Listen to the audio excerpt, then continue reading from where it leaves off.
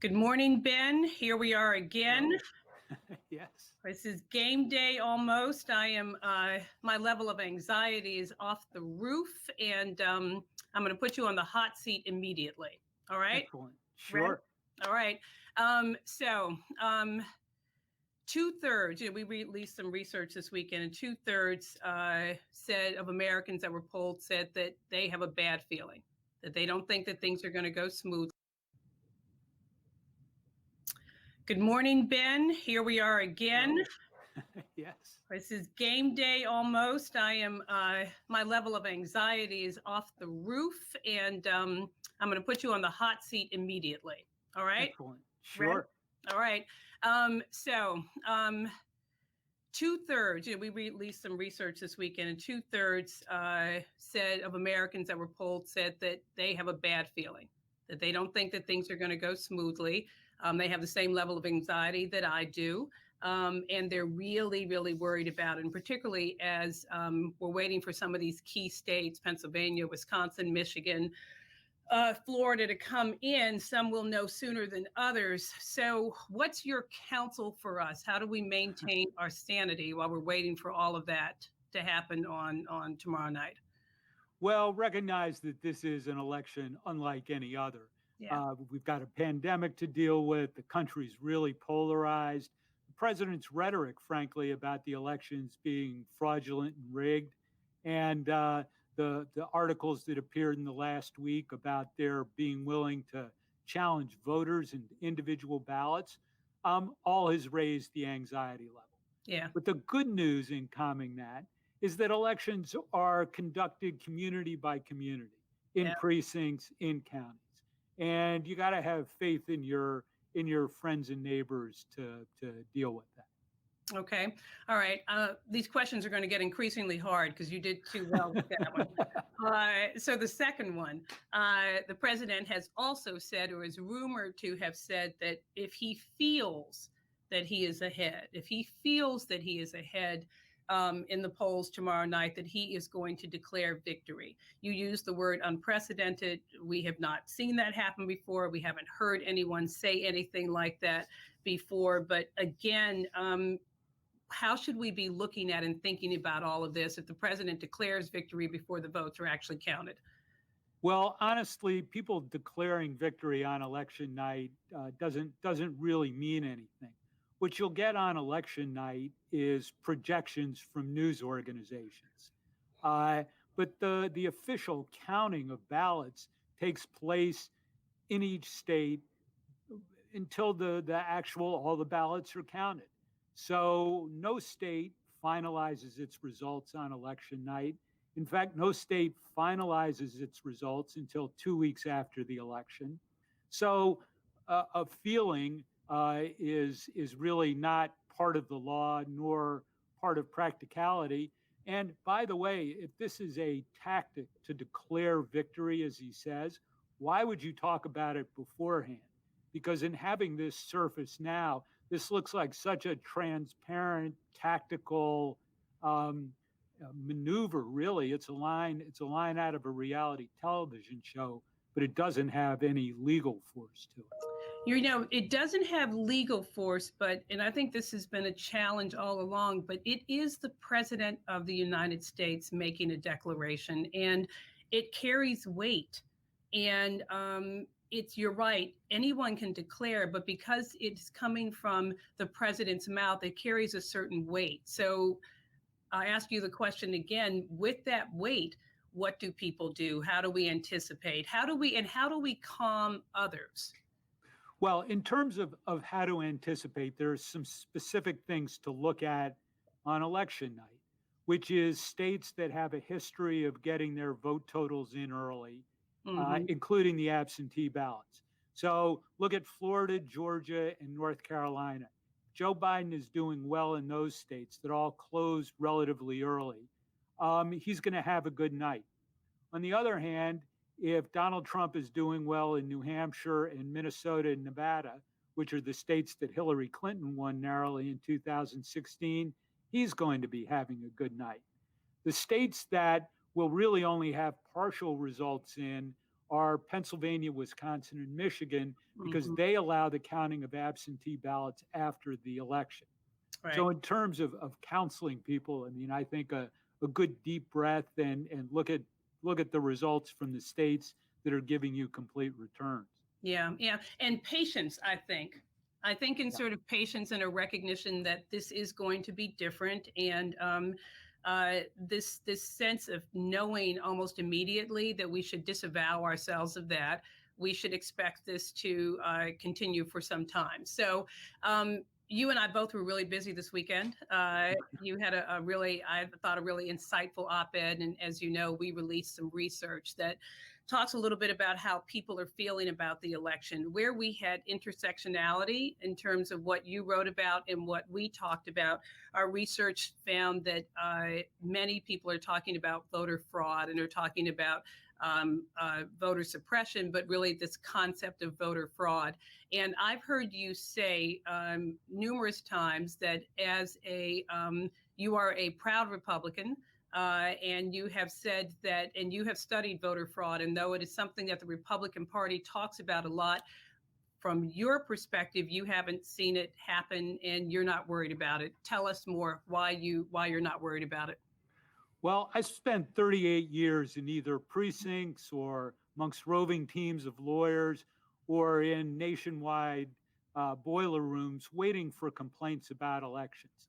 And so it's important to be honest about the evidence that's been gathered, especially when you have a president of the United States for the first time talking about rigged elections. The Hmm. reality of the evidence is that there are sporadic instances of fraud that are caught and remedied, but you simply can't say that our elections are rigged.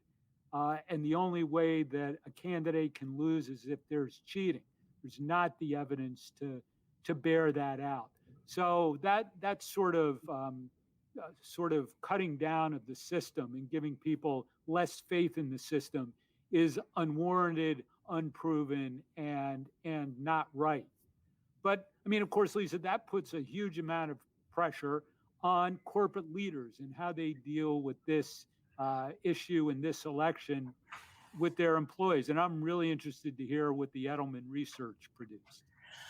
All right. Well, we just released it on Friday. It's hot off the presses. And so I'm going to look at my notes a little bit. So, one, there's bipartisan mandate for employers to respond to an unclear or contested election.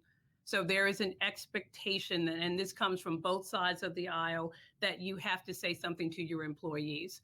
We talked about this the last time you and I chatted, that the level of anxiety and the level of expectation from people who are just like trying to go to work every day. And so there is an expectation that employers say something, that they address it. Second finding, the majority of employees expect their employers to support democracy and a fair process. So we've talked a lot about what an uncontested election looks like, what a win looks like, where there's allegations of fraud on one side, there's allegations of voter suppression and voter intimidation on the other side. But the majority of employees say they expect their employers to support democracy and a fair election, but most want their workplace to be a respite free of political rancor. And we talked about this the last time, that our workplace has become the new Thanksgiving table. Like, you can think what you think and you can believe what you believe, but when we sit down and eat, we don't want to talk about it. And very clearly, when we come to work, we don't want to have that conversation.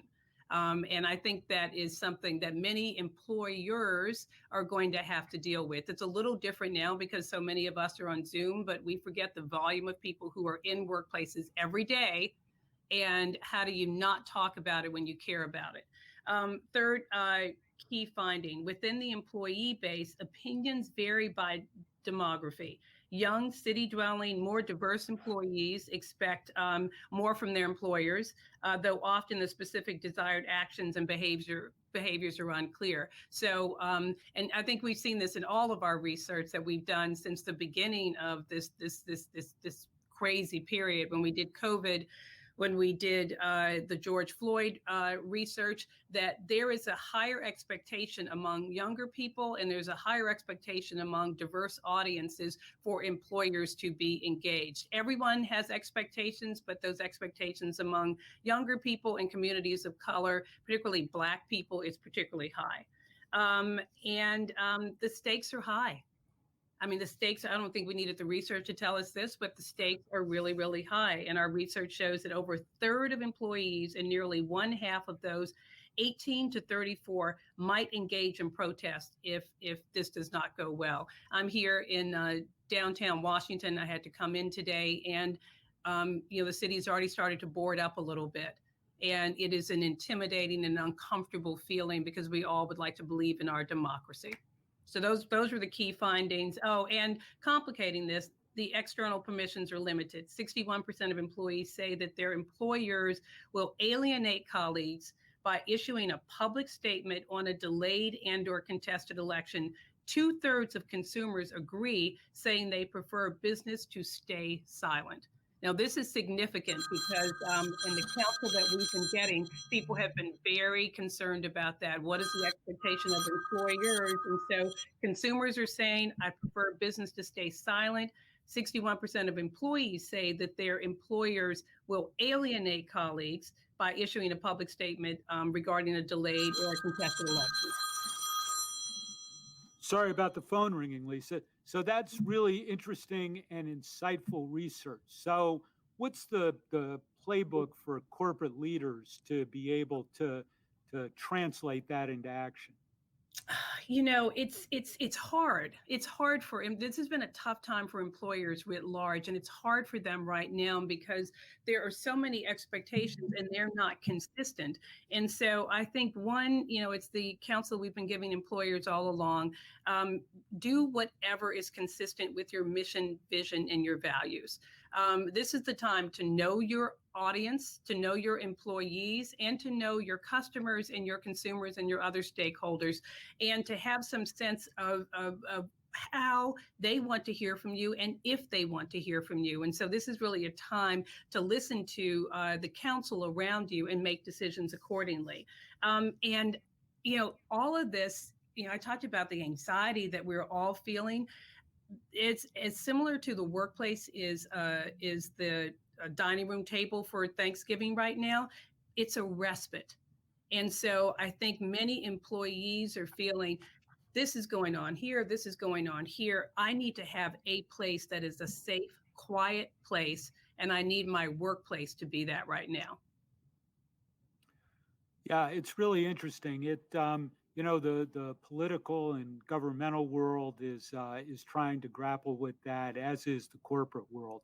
And I do think we'll all get through this together by having faith in our basic community organizations. Yeah, and you said something earlier that I think is important for all of us. Is like almost to let go of the outcome, and we have to believe in the process. Like we have to have faith in the processes that have been put in place. We have to believe that people will follow those processes. And the outcome is the outcome, but people will feel okay about it if they feel that the process for getting there was fair and was honest and was not interfered with, not interrupted. Certainly agree with that. So what do the next 48 hours look like for you? What are you mostly concerned about? What are you preparing to talk about? What are the 5 things that you would give to our listening audience about the things that they should do between now and Wednesday morning? Well, 1 through 4 of that list is to go out and vote. Yeah. I mean, it's really important for everyone to participate in the process. If you're watching the election unfold at home, I think one of the interesting things will be the timing about results. Now, the president's comments that we referred to before about declaring victory on election night comes part and parcel with reports that his campaign is challenging individual voters, both in early voting sites in person and trying to challenge absentee ballots. What's interesting about that is that if he's going to take his rhetorical charges about fraud and make them stick to somehow contest the election, there have to be individual challenges, right? Right. Saying it at a speech is not sufficient to overturn the results of an election. So it's important to look at what's happening in election day in individual polling places.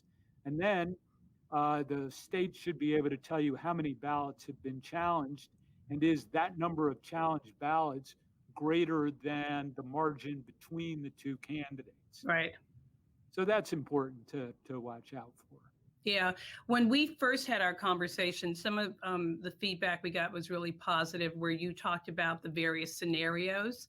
And so, for those who may not have been on our first show, would you just sort of remind me and all of us about God knows what's going to happen, but it's possibly one of four scenarios. What are those four scenarios again? Well, I think you should never bet against history.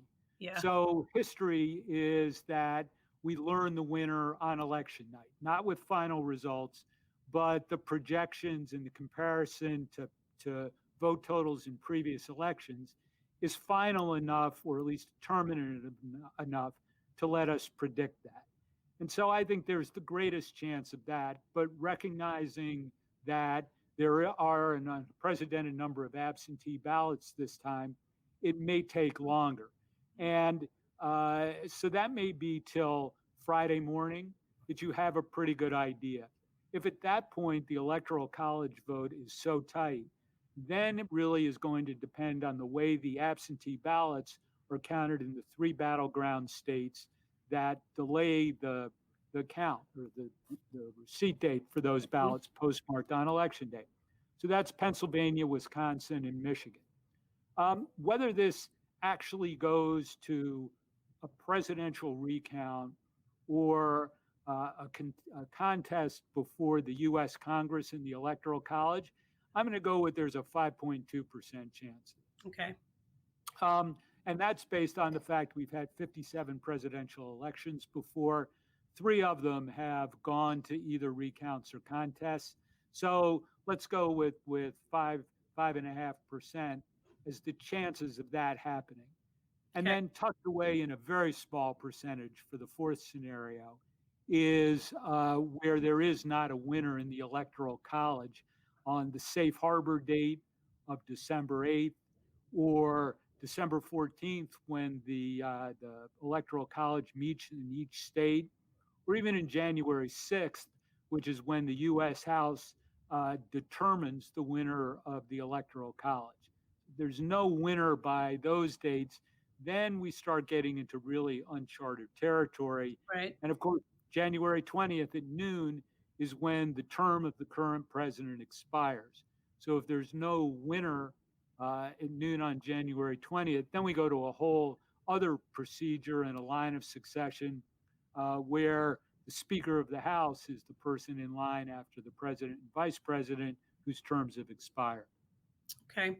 I have a question from an audience member that is along the lines of, we've talked so much about the presidential election and we haven't talked about the possible changes in the House and the Senate.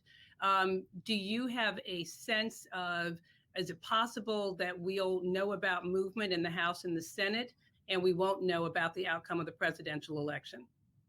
Yes, totally possible, because Probable. the states, yeah, well, you never know, because elections you don't think are going to be tight are tight, but the states will be able to project most of the Senate winners by if not Tuesday night, at least by Wednesday night. And of course, there are 14 Senate seats that are heavily contested. 12 are currently held by Republicans, 2 by Democrats. So this becomes a very sort of nerve-wracking election for Republicans. And the candidates in any number of states are tied to Donald Trump's vote totals, just in terms of popular likes and dislikes.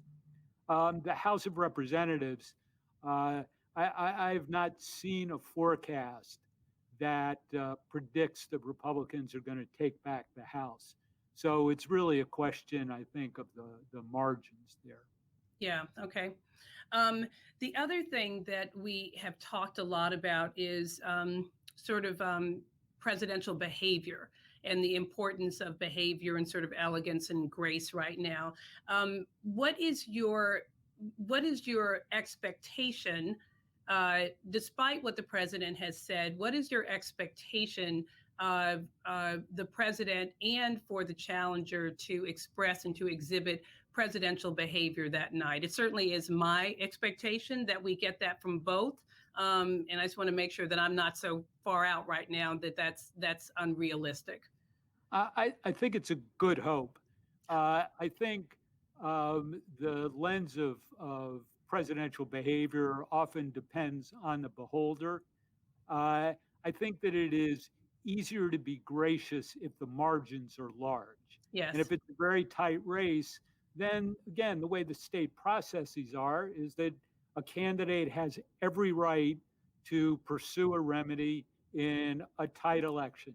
And remember that Hillary Clinton joined three recounts lodged by Jill Stein, the third party candidate, in late November of 2016. Hmm. So there is a pathway where if results are tight that this is going to be extended.